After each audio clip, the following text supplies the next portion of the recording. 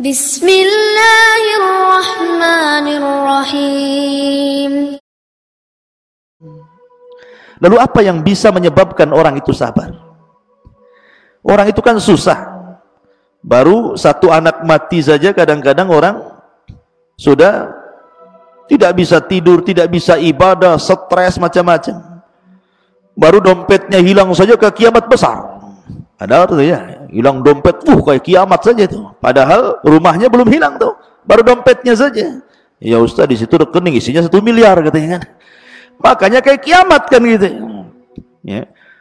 Kadang-kadang baru kemudian ditinggal istrinya saja stres dia. Padahal dia bisa cari istri lain kan, saking cintanya. Kadang-kadang baru dikasih penyakit sedikit saja, udah ngomel-ngomel. Ada orang yang tidak sabar gitu ya. Lalu bagaimana caranya biar orang itu sabar? Kata para ulama, lakukan 5 atau 6 perkara.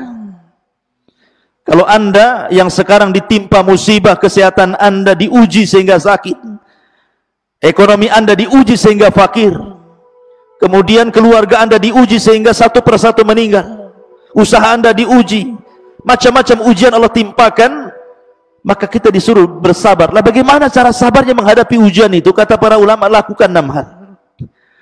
Pertama, lihat kisah-kisah para nabi dalam Al-Quran.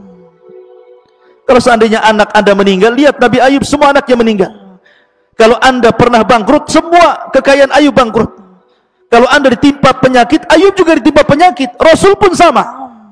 Lihat para nabi. Makanya Allah mengatakan kepada Rasul, isbir kama sabara ulul azmi minar rusul. Sabar kau Muhammad. Lihat para ulul azmi itu telah sabar sebelumnya.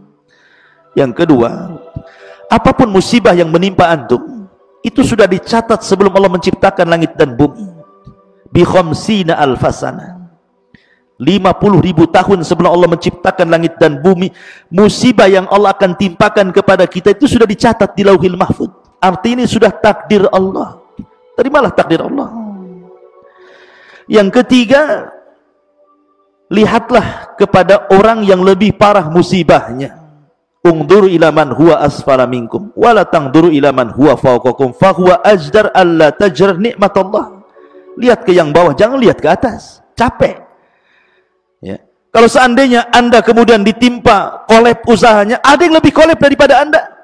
Kalau seandainya Anda ditimpa penyakit, tetangga kemarin mati. Nah itu ya. Jadi lihat kepada yang lebih parah. Kemudian yang ketiga, jangan Anda kira sesuatu yang Anda anggap buruk itu memang buruk. Tidak.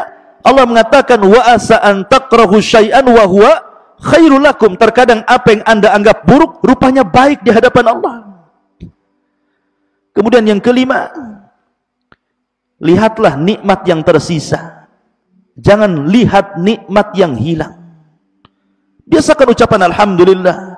Alhamdulillah saya masih patah satu kaki, yang sebelah itu dua-duanya patah gitu. Alhamdulillah saya masih hidup walaupun stroke. Kemarin yang sebelah innalillah wa inna ilaihi rajiun sudah diusung ke Tamiang. Artinya lihat nikmat yang tersisa, jangan lihat nikmat yang hilang gitu ya. Kemudian yang terakhir, berdoa, karena doa itu bisa yaruddul qadar, bisa menolak keputusan Allah Azza wa Jalla. Lalu apakah musibah itu manfaat? Namanya orang terserang penyakit, apakah penyakit ini manfaat? Ya, penyakit ini manfaat. Apa manfaatnya?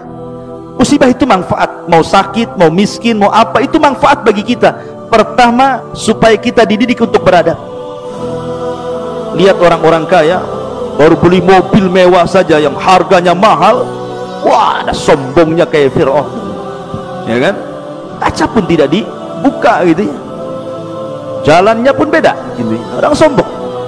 Tapi ketika Allah buat mobilnya hilang, baru terasa dia jadi orang miskin. Di situ ada pelajaran, ada dididik oleh Allah Azza wa Jalla bahwa sombong itu ada batasnya ya. Maka setiap ujian itu mendidik kita sebenarnya. Yang kedua, ujian itu kafarah. Bukankah dunia ini sijnul mukmin? Namanya penjara, orang hidup di penjara itu tidak suka kan itu, pasti ingin keluar. Tapi suatu ketika Allah bukakan pintu sorga sebagai lepasnya kita dari penjara, baru kita akan senang. Ketika orang keluar dari musibah, dosanya hilang, pahalanya numpuk, gitu. Kemudian pahala musibah apa, manfaat musibah juga. Bahwa musibah ini ikhwatu fiddin muliakan Allah Azza wa Jalla, bukan hanya mendidik akhlak, kemudian juga menjadikan dosa-dosa kita hilang, tapi musibah itu manfaatnya juga besar. Karena dengan adanya musibah, orang lebih bersyukur kepada nikmat Allah. Terkadang orang tidak pernah merasakan nikmat makan kecuali dia lapar, nikmat minum kecuali dia haus, nikmat aman kecuali pernah hidup di negeri konflik. Ya begitu. Jadi semua musibah itu ada manfaatnya. Oleh karena itulah maka sabarlah seperti sabarnya